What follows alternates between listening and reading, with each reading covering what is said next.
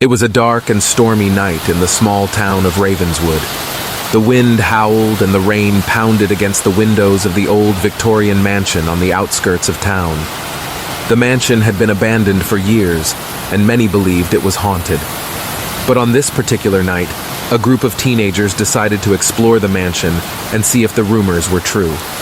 The group consisted of 5 teenagers: Sarah, the brave and adventurous one; Jack, the jock who never turned down a dare; Emily, the quiet and reserved one; Tyler, the funny and sarcastic one; and Michael, the skeptic who didn't believe in ghosts. As they approached the mansion, Sarah led the way with a flashlight in hand. The front door was locked, but they found a way to climb in through a broken window.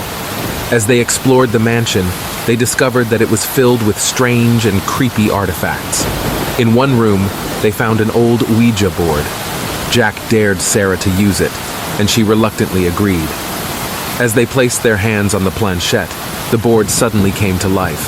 The planchette moved on its own, spelling out a message: "Get out now."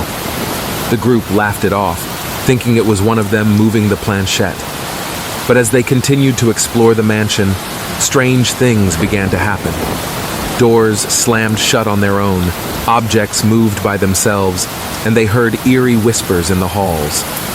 Emily, who had been quiet all night, suddenly began to panic.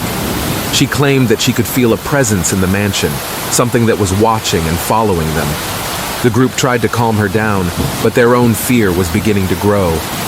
As they made their way to the attic, the storm outside intensified. Lightning flashed and thunder shook the mansion. In the attic, they found an old trunk. Jack dared Michael to open it, and he did. Inside, they found an old journal. The journal belonged to the previous owner of the mansion, a man named Samuel. As they read through the pages, they discovered that Samuel had been a practitioner of dark magic. He had performed unspeakable rituals in the mansion, summoning evil spirits and demons. Suddenly, the lights in the mansion went out.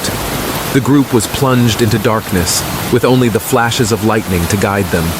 They heard footsteps coming from the hallway, and they knew they were not alone. They tried to make their way back to the broken window, but they found that it was now sealed shut. They were trapped. The footsteps grew louder, and they heard a voice whispering their names. They were being hunted by the evil spirits that Samuel had summoned. In a final act of desperation, Sarah grabbed the Ouija board and tried to use it to contact the spirits. She begged them to let them go, promising that they would never return. Suddenly, the planchette moved on its own, spelling out a message: "We will never let you go." The group huddled together, praying for salvation. And then, in an instant, the storm outside stopped. The mansion grew silent. The group cautiously made their way to the window, and to their surprise, it was now open. As they climbed out, they saw that the mansion was now surrounded by a ring of fire. They watched in horror as the mansion burned to the ground, consumed by the very evil that had haunted it for so long. The group never spoke about their experience again. They went their separate ways, but the memory of that night stayed with them forever.